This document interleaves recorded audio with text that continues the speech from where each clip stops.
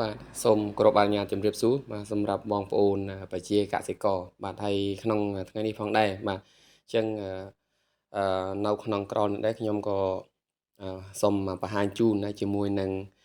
ម៉ាស៊ីនកិនស្មៅបាទជាប្រភេទផលិតផលរបស់ប្រទេសថៃបាទដែលជាប្រភេទដែកអ៊ីណុកហើយក្នុងនេះផងដែរបងប្រុសនៅខាងខេត្តសៀមរាបបាទនៅក្នុងស្រុកជីក្រែងគាត់បានអឺខលតាក់ទងខ្ញុំមកខ្ញុំក៏បានធ្វើការកម្មង់បាទហើយក្នុងការកម្មង់នេះទៀតខ្ញុំត្រូវការចំណាយពេលវេលារហូតដល់មួយអាទិត្យអញ្ចឹងចំពោះយើងជាកសិករបាទបើសិនជាយើងរៀបចំបំរុងសម្រាប់សត្វចិញ្ចឹមរបស់យើងវាជាភាពងាយស្រួលមួយដែរបាទហើយក្នុងការទិញជូននេះគាត់ក៏បានដាំជាប្រភេទស្មៅនាពាក៏ដូចជាបានទិញដើមពោតសម្រាប់កិនដើម្បីផ្គត់ផ្គង់គោ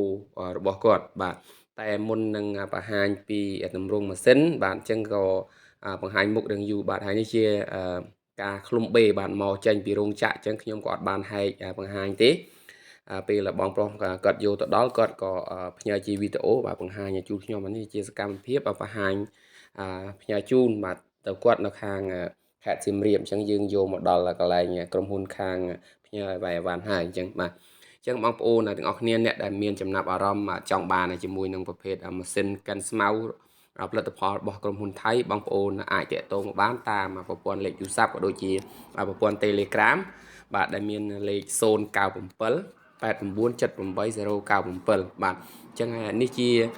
ការបង្ហាញជូនដែលគាត់យកទៅដល់គាត់បានដំឡើង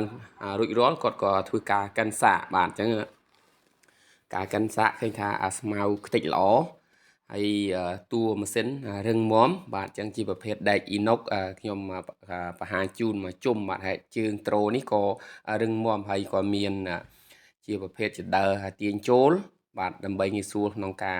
ដាក់ស្មៅបាទហើយទាំងប្រុសទាំងស្រីក៏ងាយស្រួលបាទមិនមានបញ្ហាអីទេបាទអញ្ចឹងងាយស្រួលក្នុងការកិនដើម្បីឲ្យ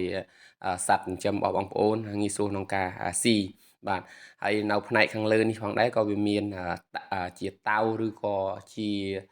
កន្លែងសម្រាប់ដាក់ដូចជាបន្លែផ្លែឈើផ្សេងៗសម្រាប់បងប្អូនកិនយកទៅឲ្យស៊ីបាទអញ្ចឹងបង្ហាញជូនជាមួយនឹងសកម្មភាពកិនបាទអញ្ចឹងអរគុណបងប្រុសដែលបានជឿជាក់មកលើខ្ញុំហើយឲ្យខ្ញុំកម្មង់ចេញពីខាងរោងចក្រថៃផ្ទាល់តែម្ដងបាទជារបស់ថៃសុទ្ធ 100% បាទអញ្ចឹងពីសកម្មភាពដែលយើងបាន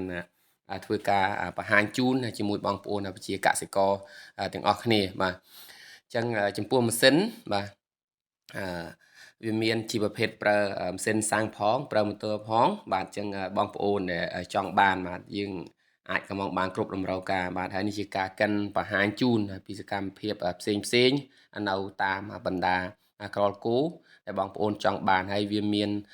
លឡូសម្រាប់គៀបកំបិតសម្រាប់កាត់ហើយមានកំបិតច្រាំថែមទៀតបាទហើយសម្រាប់វីដេអូគឺខ្ញុំ